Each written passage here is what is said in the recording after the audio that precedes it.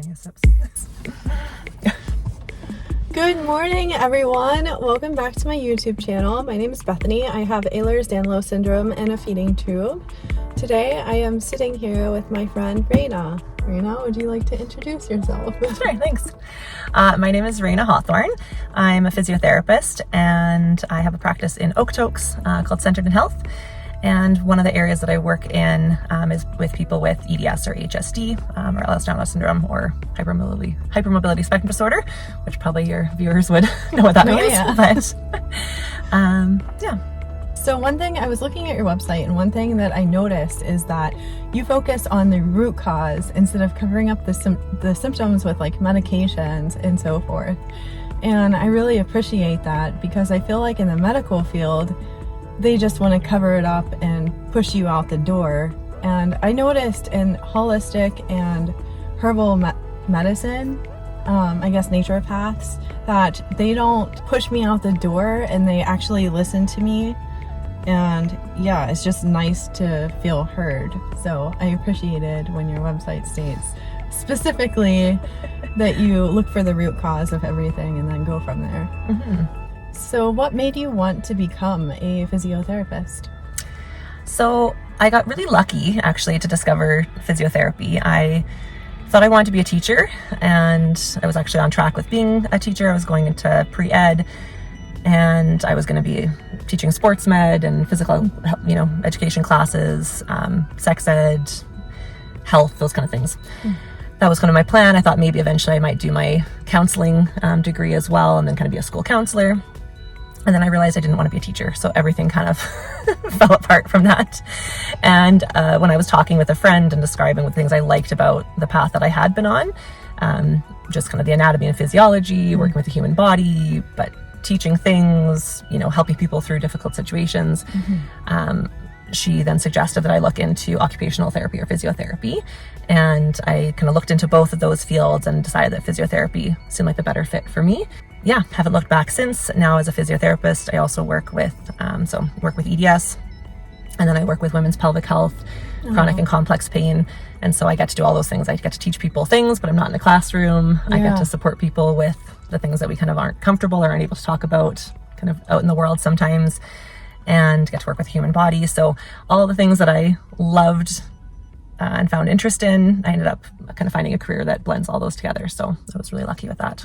So how does physiotherapy help someone who has EDS or hypermobility? So there's a lot of things that physiotherapy can do. I will caveat that's general physiotherapists can probably be helpful for people with EDS. The more that I've learned about physiotherapy or about EDS highlights how little I knew about it before as a physiotherapist. And in hindsight, I look back to people that I worked with many, many years ago, and I think, I wonder if that was the reason they couldn't get better, that was the reason that they were having kind of reactions that we didn't really expect to certain exercises or things like that. So I think there's a lot of value. It can be tricky because EDS is not something that we're traditionally trained in. Right. But there are more practitioners who are going through training and becoming familiar with it. There's more research and information available. So finding a physiotherapist with an understanding of EDS, I think, is important.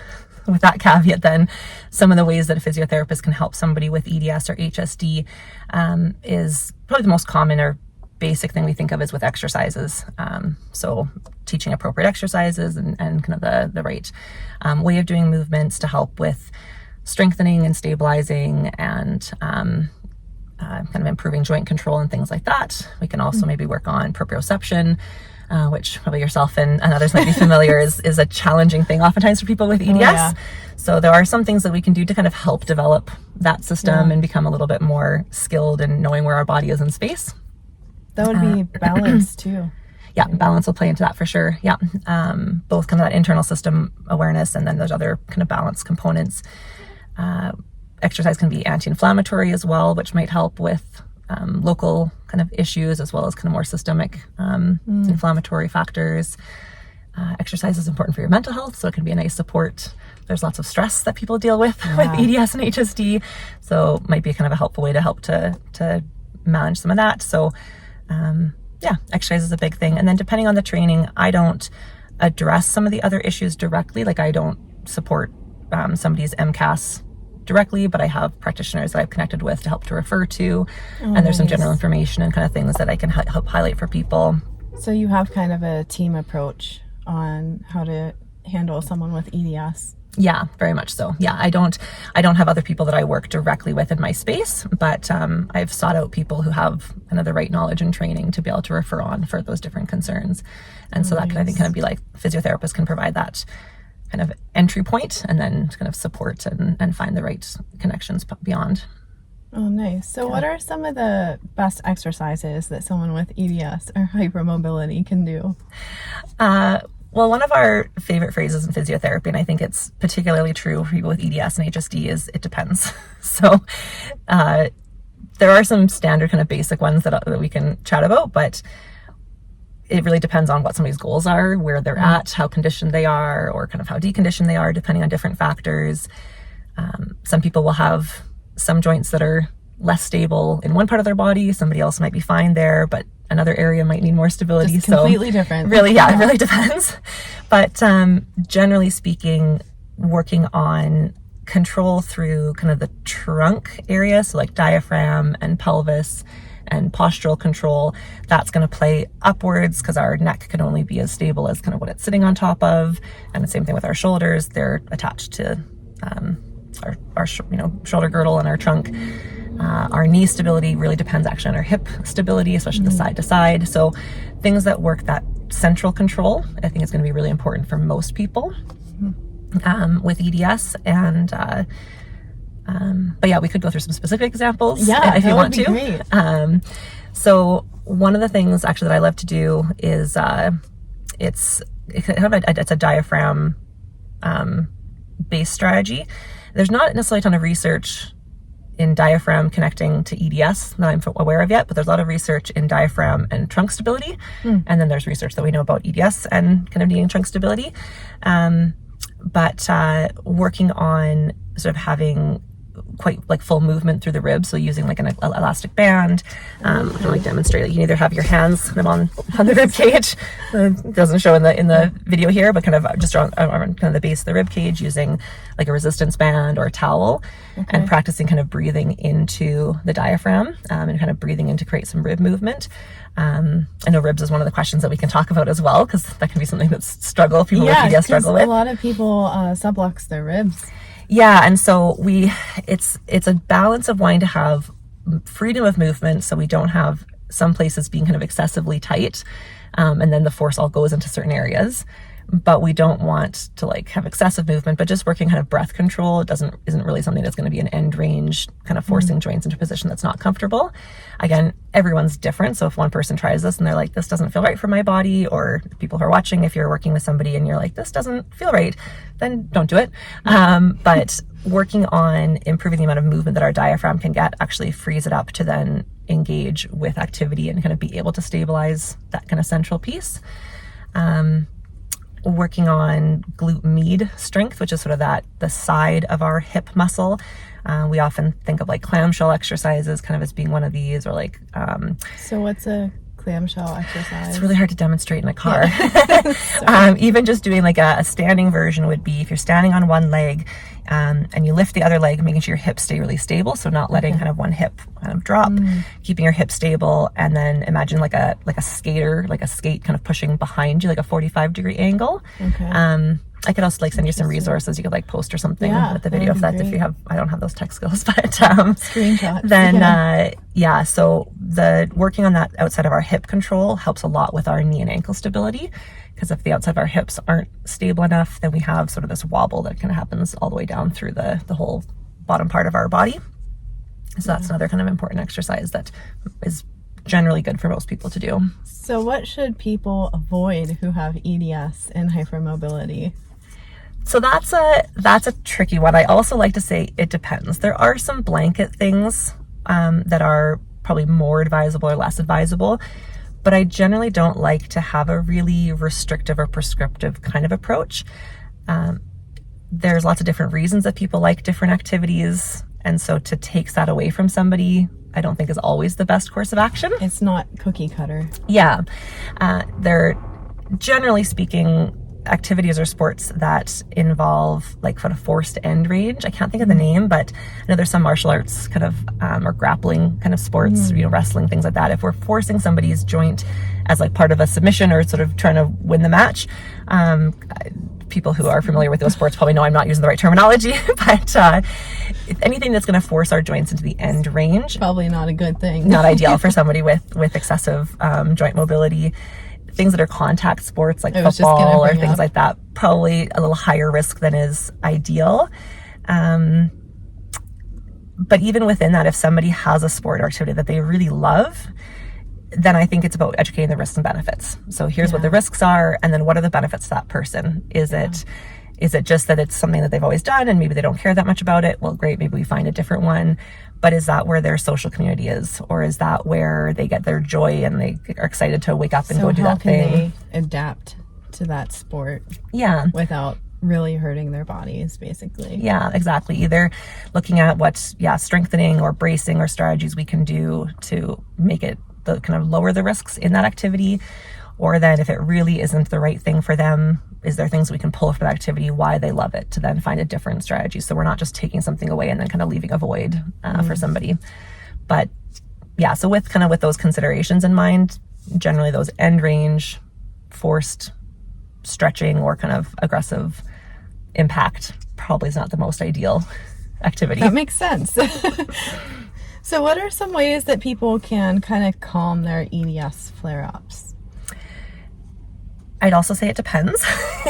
Depends on where the flare-up's coming from. It really does. There's so many different comorbidities and severities and symptoms and just chronic illnesses that come along with EDS that it can't be cookie cutter. Yeah, so if the flare-up is happening because they walk too long and they have a joint that's moving a little more than is ideal, and then maybe there's just local irritation, then maybe we want to do things like ice or heat or rest and some massage to relax that muscle area or kind of the muscles around the joint, and kind of give it a bit of a break. Maybe that's sort of the approach for that type of flare-up. If it's because they were ignoring some of their body's warnings and they pushed through to, do some family event and then just wiped the next day, and it's like the whole system wide.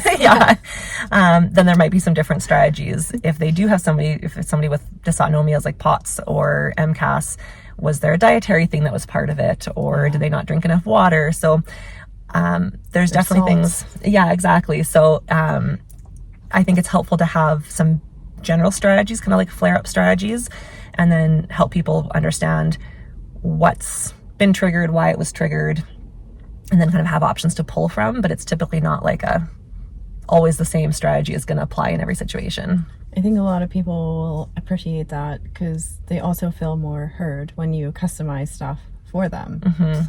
So that's really nice that you do that and that you're open-minded, and it's just really nice to have someone who's EDS aware in general. But Thanks. What are some preventative exercises for the neck and the knees? So for those, I would say kind of just regarding the knees, the hip stability is going to be a really important thing.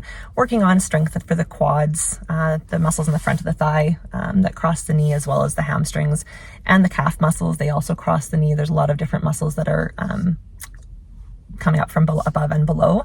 So those muscles are important, but I would say, especially from a stability standpoint, if we're thinking of like the kneecap and how it stays in position or doesn't stay in position for some people all the time, then that hip control is as much, if not more important than the muscles right around the knee itself. Because if our hip is not well controlled or we're lacking some strength there, then we're more likely for the leg to kind of angle. Everything's connected. Yeah, exactly. That song. Chain reaction. Yeah, the hip bone's connected to the knee bone. Yeah. It's really, really accurate. For the neck going up, again, I would say a lot of it there's some strengthening around like the deep muscles of the neck, kind of working on keeping your chin down as opposed to falling into this kind of position, jutting forward. But if our trunk is not in a ideal position, then our neck is going to have to change how it's holding itself. So working on trunk control, shoulder stability, again, the diaphragm is really important for that piece as well. So kind of where our rib cage is sitting, then the neck is going to be able to stack better on it. Do you recommend that people wear those like rib cage braces? Have you seen those? I have.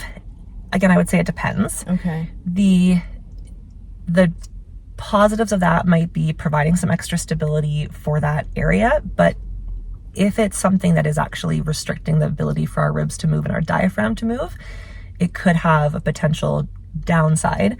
The diaphragm is important for stability, for even as far as our elbow. There's studies where they've seen kind of measuring muscle activity, and if I'm going to go reach for my cup here and I move my elbow, my diaphragm engages before my elbow, my shoulder, or anything closer does. The hand, it doesn't, so it's not doing it for every single thing, but anything that's a bigger kind of movement, the diaphragm has to engage. And so if we limit the movement of the diaphragm too much and it can't contract or relax, then that could affect our stability. So those braces that are wrapping around the trunk aren't necessarily allowing our system to do what it needs to do from a stability perspective. If somebody has excessive movement, there's a specific issue they're dealing with, or for certain contexts like an activity or a sport where there's a higher risk of they need to brace it, then maybe there's some value there. But again, it wouldn't be like a one size fits all the time. If we're limiting that movement, that's one of the reasons too. It's kind of a little bit off topic, but where I like compression wear more than rigid braces, because it can give us a little bit of support. It can help with other things like dysautonomias and give us some feedback, but it doesn't necessarily have the rigid blocking of some of that movement that we want to be able to have. Yeah, and the more you wear your braces, I feel like the more your body relies on the braces instead of strengthening the muscles around the joints, which is where you come in. So yeah, it's really a balance also between how often do you wear the braces and for how long. Yeah, and I would say there's probably not a blanket answer to that either. It would depend on the person, what the brace is for, what the brace is, how restrictive the brace is. Certainly if somebody's in a boot cast, we see muscle loss if they're, casted for weeks on end. Braces, if they're more stability braces, don't necessarily stop our muscles from doing what they need to do, so we don't necessarily see the same loss of strength that we sometimes think there is. But again, it would depend on the style of the brace and what someone's using it for. So I don't know if I could give a specific blanket recommendation for time or things like that, because there's just so many different factors for different people. Right. So what are some of the best ways to treat SI joints, and how can you treat them without subluxing or dislocating with the slightest movement? The SI joints, mainly we're going to need kind of strengthening the muscles around them. Even with joints that move more than they should, there's not necessarily a lack of, like a extreme lack of stability, because there's still a lot of ligaments in that area. But those ligaments might not be doing an effective job at holding the joint in its ideal position. So one of the things we want to work on is building up the muscle control to help to balance out what the ligaments might not be doing enough of. The pelvic floor is actually a really important part of that. We often forget about, and another sort of challenge with a lot of physiotherapists, if they haven't had pelvic health training, it can be a bit of an awkward thing to discuss with people. It can be physically hard to do in a setting if you're kind of in a large physiotherapy clinic, if there's not a private room to have some of those conversations or to assess it more directly.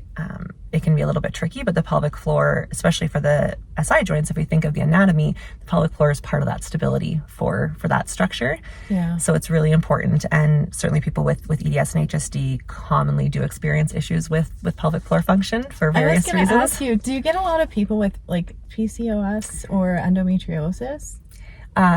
Yes, there's a lot of people who I see who have it diagnosed. A lot of people who have symptoms of it aren't necessarily diagnosed with it, and that's kind of a whole other challenge where it can take a very long time for people to get a confirmation or diagnosis with those. I just shared my story last year on my channel, my endometriosis story. Okay, yeah. It took me like 7 or 8 OBGYNs. Yeah. And then the first surgery wasn't even with a endometriosis specialist, because in the States we have endometriosis specialists. Right. Yeah. And then the next 3 surgeries they were. I was more aware with Yeah, what good. it was and everything by Can that advocate point. yourself. Like Yeah. 10 years later. Yeah. But it's crazy. Yeah. I guess it's like that here too. Yeah, unfortunately, that's a challenging one. It's, again, the knowledge and information is improving on it, but many people have struggled for a long time without really having good supports and resources with those. But yeah, I do see people, and there is some evidence we have to suggest that there's a higher instance of that in populations with kind of EDS, where we might see kind of a higher overlap of things like endometriosis. So yeah, that certainly can kind of play into it. Even without those, we'll see sometimes just pelvic muscle functional issues in people with EDS and in general. But that would be an important piece to help with that joint stability in the SI joint, as well as working on kind of the gluten and kind of glute strength and control. How do you feel about like swimming as far as trying to build the muscles around the joints? Do you think that that's a really good exercise for a lot of people? I'd say it's a great option. Part of that's if you like swimming. If you hate swimming, it's probably not the right exercise for you. You know how to swim? Yeah, exactly. But there's definitely value if somebody has some of those comorbidities or kind of coexisting challenges like POTS, then swimming is great as well because it helps with the blood pressure difficulties.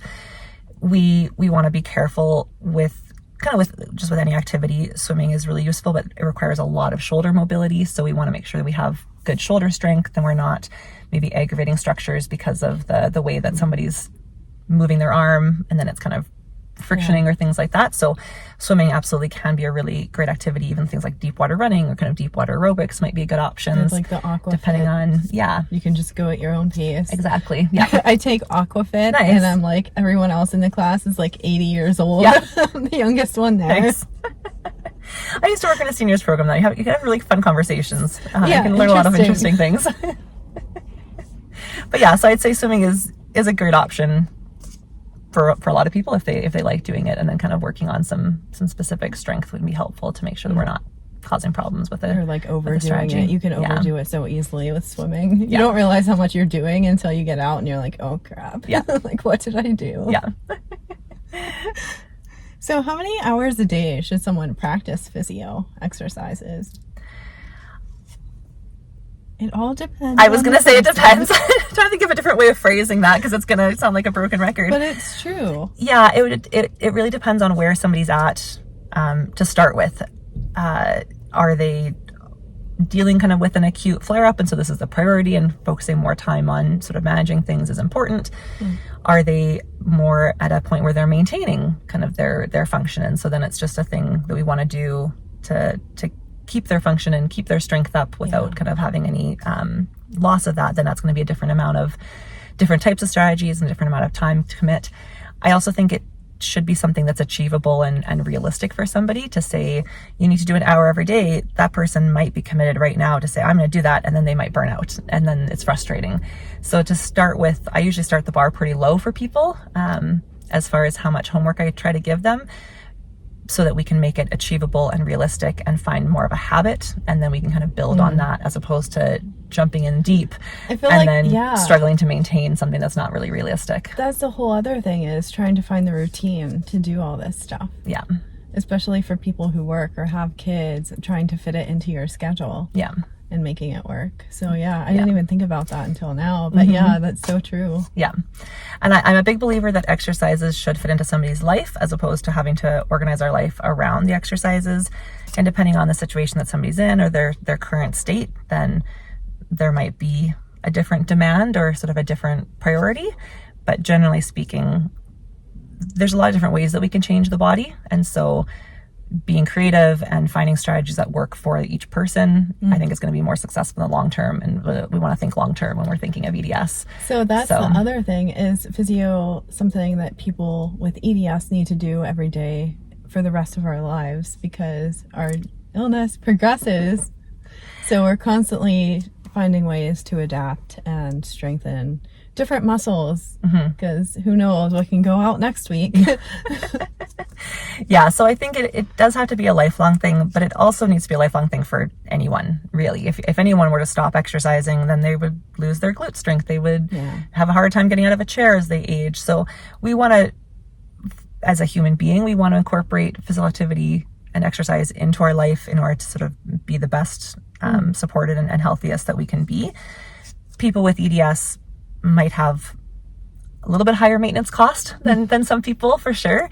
But as far as whether they do physio exercises for the rest of their life, or if they have built up enough of sort of a base function and then they can maintain, it may not have to be the boring physio exercises, like you're not pulling your mat out every day and doing your bridges for the rest of your life. Yeah. But maybe we're doing something else that creates that glute strength and that hip control and that stability, but maybe that fits into their sport that they're doing, or we fit it into an activity that's a bit more enjoyable. Or like the gym or something. Exactly, something kind of more realistic long term. So yes, I think people with EDS need to strengthen and continue exercise the rest of their life, but whether that's the physio exercises or sort of other ways of doing that, I think is definitely, there's flexibility in that for different people. So what are some pain management strategies that you can recommend? Certainly some general basic things like using ice or heat are good options. Things like to have, it's often a relatively realistic home strategy, like a TENS machine, if you've heard of that. Electrical stimulation, that can be helpful for managing pain. And there's often ones that are relatively affordable and user-friendly to use at home. So those can be good options. How do you feel about lidocaine injections? Do you feel like because there's mixed views on this, because it can make you feel like you can do anything and then you overdo it at the same time. So, I mean, there's pros and cons to everything, of course, but what's your personal view on lidocaine? Yeah, I think it has a role for some people. It would depend maybe on what they've tried so far. Have other things not been successful? And so then this is kind of an option that's worth considering. There's always going to be risks when we're injecting things. I have had some people who are kind of flared up and worse after injections. Lidocaine is probably one of the safer options than some of the other kind of strategies that people explore. I've heard about people going through the ketamine pathway, and I'm like, oh my gosh, there's so many side effects, and like there's pros and cons to everything, but I felt that was, ketamine versus procaine versus lidocaine. There's different options, and what is the safest option and what's right for you. Yeah. But there's some scary stuff out there. Yeah. I'm not familiar enough with the research or the process with ketamine and things like that. I have had more people who have had cortisone, although cortisone can be not ideal for joints, especially on a repeated basis. So those are the types of injections I've encountered more often. As a physiotherapist, it's outside my scope to kind of recommend or not recommend. But I do like to kind of talk through with people what the risks are that they've been shared, from the doctor who's going to perform those, and we can kind of talk through the risks and benefits and what things we've tried. Is there anything they want to try before they go down that route, or have we exhausted our options and that's the good option then to try, and the risks that might come with it maybe become more beneficial.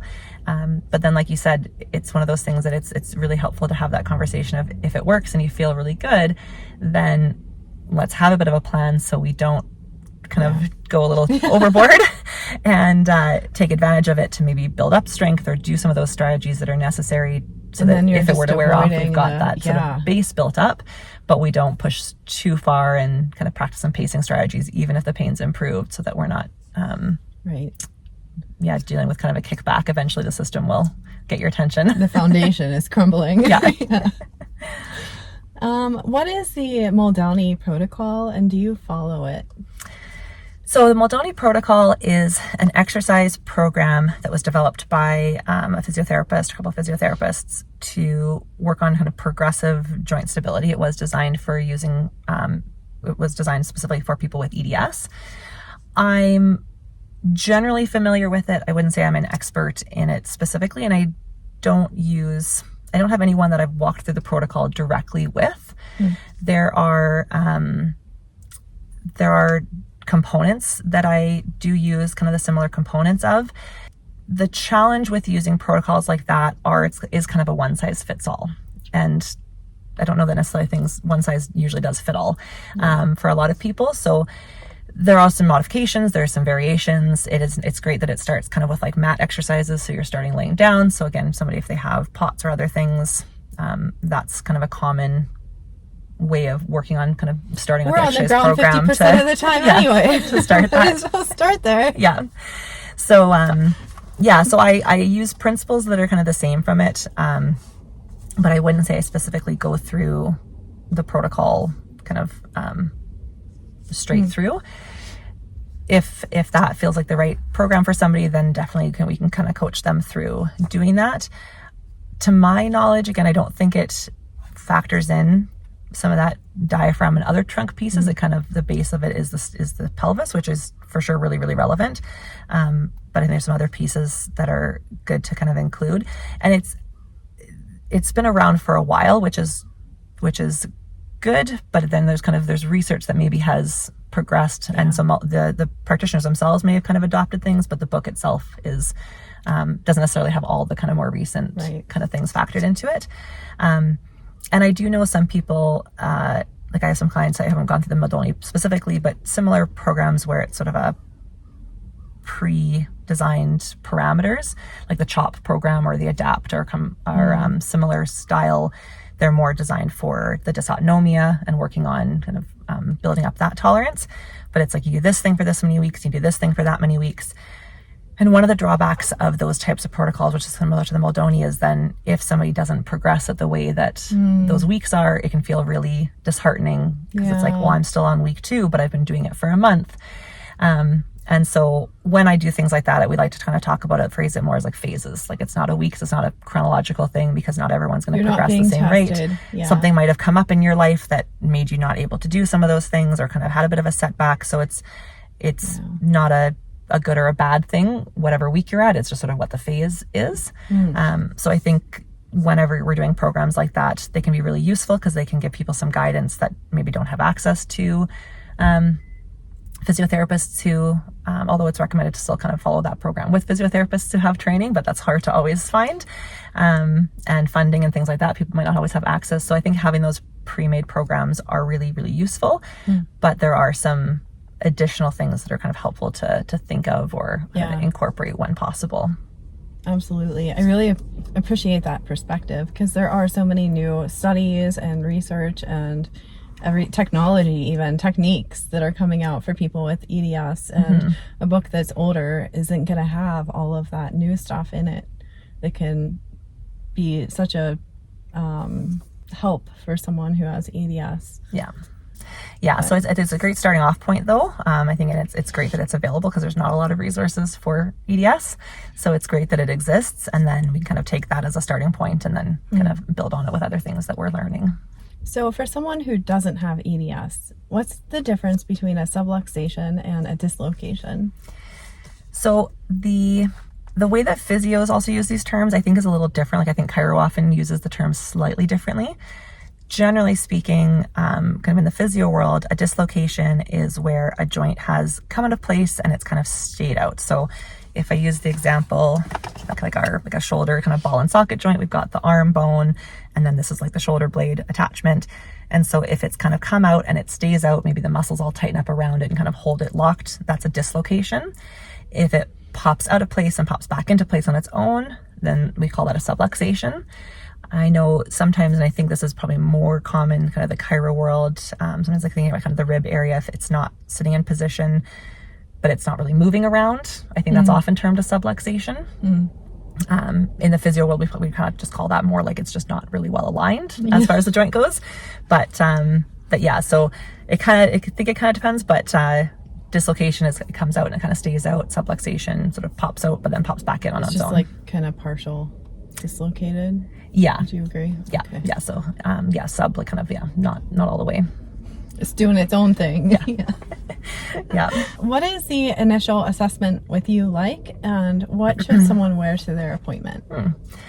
So wearing something that's you're comfortable with, that you're able to kind of move around in, it can be helpful to be able to get right on the skin for some places, but I'll have shorts and tank tops if somebody needed to change if they were comfortable. Should someone wear their braces, or should they take them off for the appointment? I think it it's helpful to have if that's something that's part of their daily life. Whether we assess with it on or with it off depends on what the goals are, where that person's at. I think it's helpful to see both, because if they're wearing it out when they're going out of the house and they're wearing the brace, then we want to see how their body's moving with that brace on. Right. If they take it off when they're home and they're just relaxing and there's times where they don't have the brace on, then we want to see what their body's doing without the brace. So it's really helpful to bring anything to the appointment that, or at least to some of the appointments, that is part of the function. If somebody uses a mobility aid, like a cane or things like that too, then we want to have that. What if someone's in a wheelchair? Are you able to work around it? Yeah, so it really depends on what are they in the wheelchair kind of for large mobility, but they can kind of stand up and move on to the bed for some of the testing. Otherwise, we can just test kind of in the wheelchair. Really, with kind of the whole initial assessment or all of my visits is quite variable in sort of what it can look like. It can look different depending on what somebody's goals are, how they're doing that day, if they're in the middle of a flare-up versus if they're proactively wanting to work on things. Yeah. And so we absolutely can work with whatever makes sense. We can assess with an aid, without an aid or a brace. We can put the brakes on and use the chair, the wheelchair as a chair, and kind of test in that. So I don't have any problem kind of adapting what that testing would look like. Yeah. But generally speaking, kind of as far as like what the assessment looks like, and I would say this goes for the follow-ups as well, I always tell people that there's lots of options, right? So it can really be individualized to what they're comfortable with. They don't have to do anything physically or sharing information that they're not comfortable with, but they can share whatever feels relevant, and we kind of go down whatever rabbit hole feels like it's the right thing to go through. And we might do a whole body screen if somebody's just proactively wanting to work on things, or they're flared up and they're dealing with a particular joint that's unstable. Then maybe we focus the assessment more on that area. So it can really vary depending on each person and what their goals are. But generally speaking, we'll chat about things, find out what's going on, what the goals are, what the issues are, and then go through some form of physical exam. And even the physical exam can change. I don't like to test things if it's not going to change what we do. So if something's going to flare something up, if it's going to cause pain, the person coming in, like, they know their body best. There's lots of knowledge that I have and training that I've done, but I'm not living in their body. So if they say you will feel heard. Yeah, so if they say that movement doesn't, like, I don't want to do that, we'll say, okay, is there a reason why we have to do that test? Is it really going to change what we do? Then maybe we find another way to do it, or we just skip that one and we look at other things. So are you accepting new patients? I am. How can people reach out?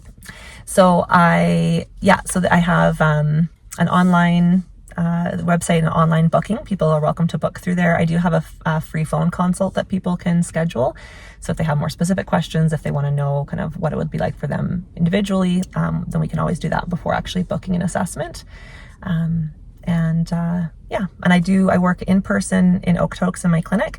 And then I do also offer, it's not listed online, just because otherwise it's too many different things to scroll through, but I do have virtual options as well that I can work with people nice. Virtually anywhere in Alberta. I'm registered to provide physiotherapy. I'll also put her information in the description box below so that you guys can reach out to her. And I just want to add that I feel like physio is the golden standard of treatment for EDS, because it's basically the foundation of building all of your muscles so that we don't overdo it or dislocate something or subluxate something. And yeah, it's just strengthening our bodies. And I'm just so grateful that you took time out of your busy schedule and that you put up with me over the weekend. You guys, I almost canceled because my gastroparesis was acting up and I was puking all weekend. Yeah. And she was so kind and so nice and just so patient. And I really appreciated You're that. welcome. I felt so bad. No, it's fine. It's always, you can never really predict what's going to happen. So, yeah. Thank you so much for being here today. Yeah, you're welcome. Thanks so much for having me. Absolutely. Yeah, that's great. Today we're going to go check out Snowy Village Cafe. So let's go.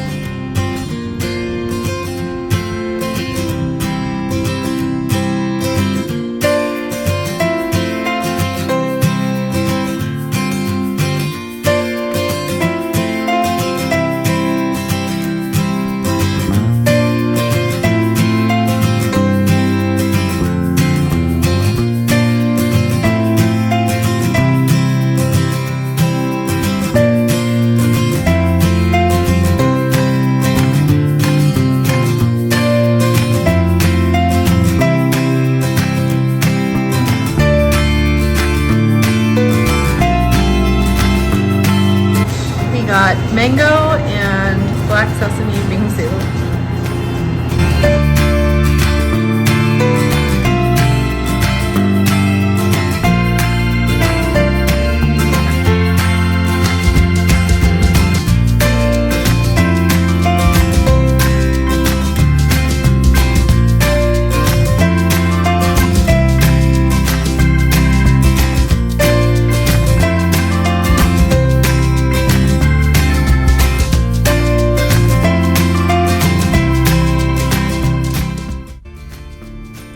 Oh my goodness, you guys, they were so nice in there, and the mochi is homemade.